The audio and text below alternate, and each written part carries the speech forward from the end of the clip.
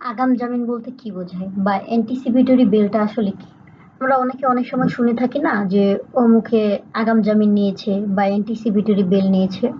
চলুন আজকে জেনে নিই যে আগাম জামিন কি বা অ্যান্টিসিপেটরি বেল কি। আসসালামু আলাইকুম everyone, this is Jely Akter. ধরুন আপনার নামে একটি মামলা হয়েছে এবং পরবর্তীতে আপনি শুনতে পারলেন যে হচ্ছে আপনার নামে অ্যারেস্ট ওয়ারেন্টও জারি হয়েছে। এখন আপনার করণীয় কি?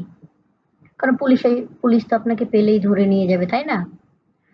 এখন আপনার করণীয় হচ্ছে আপনি আগাম জামিন বা অ্যান্টিসিপেটরি বেল চাইতে পারেন।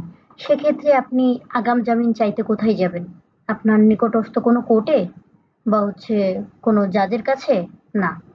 আগাম জামিন বা অ্যান্টিসিপেটরি বেল মূলত হচ্ছে হাইকোর্ট ডিভিশন বা উচ্চতর আদালতই দিয়ে থাকে।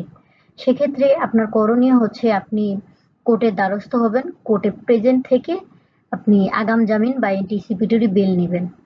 এখন এখানে আরেকটা বিষয় হচ্ছে যে আগাম জামিন কি ২-৩ দিনের জন্য হয় বা হচ্ছে ২-৩-৪ মাসের জন্য হয়? না। আগাম জামিন মূলত হচ্ছে ৬ থেকে ৮ সপ্তাহের জন্য দেওয়া হয়ে থাকে।